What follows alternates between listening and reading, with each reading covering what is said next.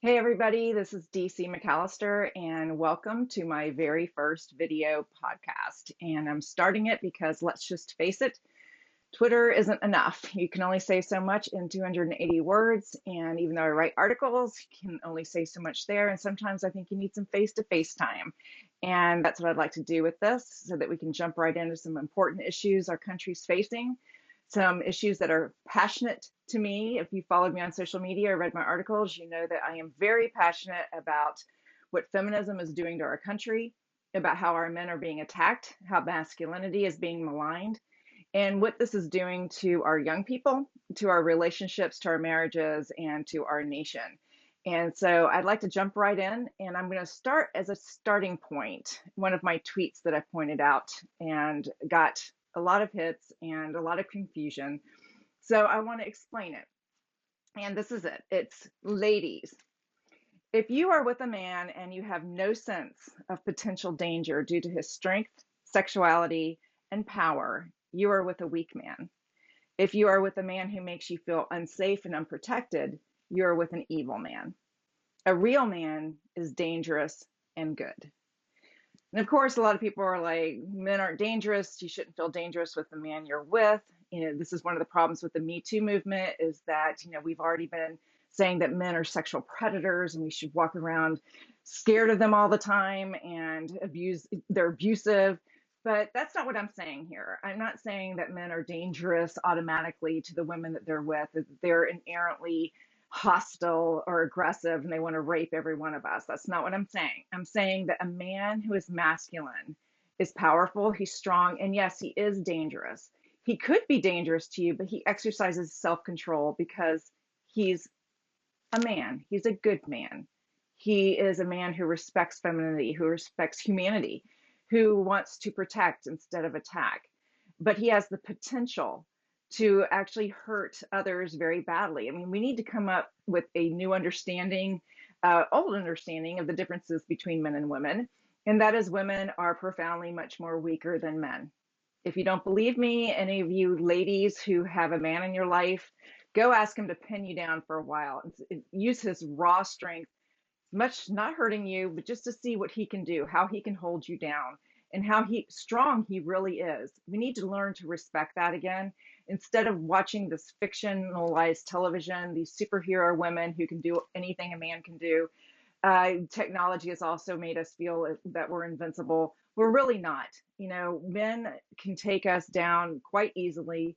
They can hurt us quite easily. We innately understand that and feel it, which is, I think, some of the fear that's come out in the feminist movement, because that fear is no longer tied to trust and understanding that there's a healthy relationship between men and women.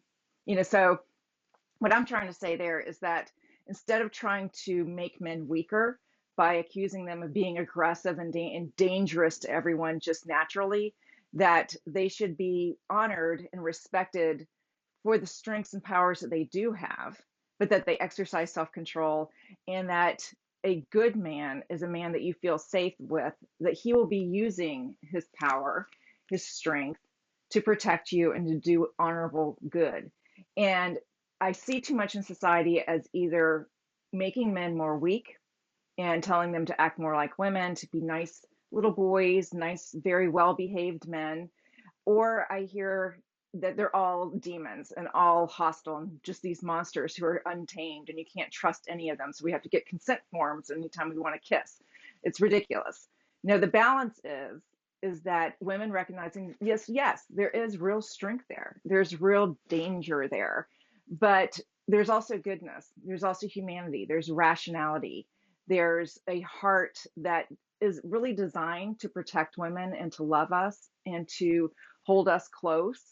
And it's not the impulse, unless you're dealing with a psychopath or a sociopath who wants to abuse that. And so we need to not beat men down, elevate them, recognize them for the powerful men that they are, honor that, see its rightful place in society instead of trying to malign it or stigmatize it.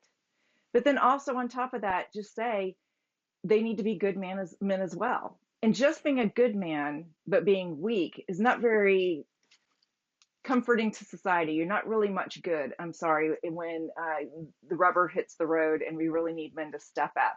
And this isn't just physical strength. Courage comes in many forms. It's also moral courage, physical courage, psychological courage.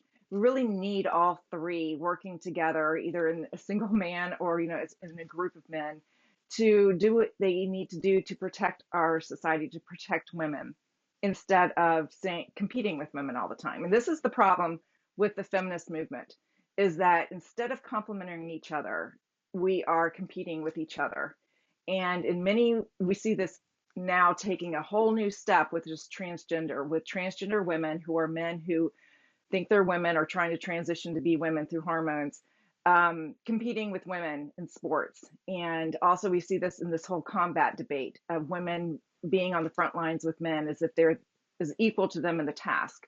It's really ridiculous. There are certain spheres that are certainly made for men, and we need to respect that and not try to invade their space at every given moment and every given opportunity.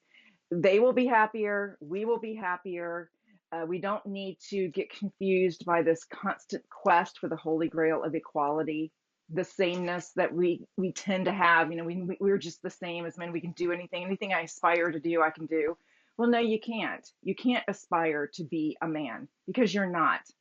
And whenever you try to do that, you're denigrating yourself and you're denigrating men. And we have too many men in this society who've been made to feel bad for who they are, not respected as men, and taken advantage of and abused actually by the feminist movement. And we need to definitely get ourselves back together and understand that this is just not something that is conducive to a healthy civil society.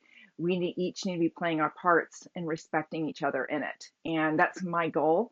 That's one thing I really want to rally people to. And I'm talking mainly to women, my fellow women, about men, to educate you and remind you of who they are and why we need strong men. And not just strong, but strong, good men. And not just good. We need strong, good men. And we live in a hostile world. We're not always going to have our technology around to save us. We have various issues that we need men to step up for, and protect us and protect our society. Because really, liberty goes hand in hand with masculinity. And if masculinity is removed from society, then your liberty will go too. And that's just a fact. Feminized societies are dependent societies, and masculine societies are the societies that are free. And masculine men are the ones who set us free, who protect us, who protect our liberty. This is why I'm passionate about this. It's not just because I'm kissing up to men or I think men are all perfect, but I understand the place that masculinity has in our society and how important it is.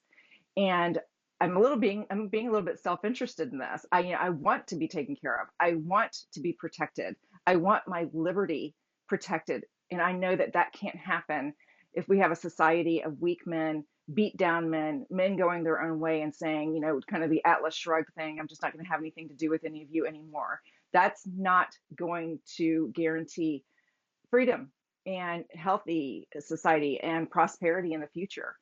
So I just want to have everyone open their minds a little bit. I'm going to be talking about these issues in various ways on Twitter and my writings, and also here on this video blog, to encourage men and also to confront women and tell them to wake up and see the gifts that we have and stop abusing the men in your life and the men in society and show some appreciation.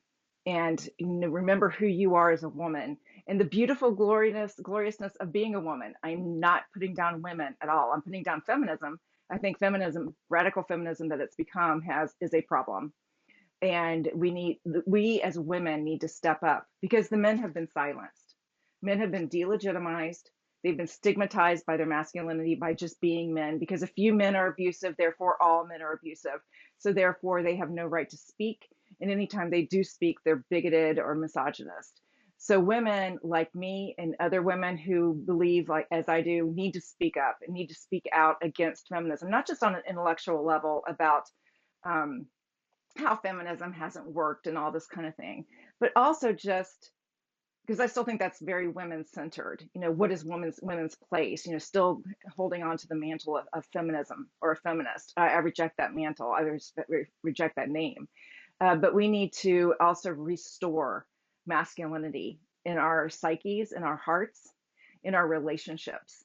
And if we don't, we're in big trouble as a nation. And I issued that warning now, and we need to wake up, and I hope everyone does. So join me next time, and thanks for being here for my first podcast. Thanks. Bye.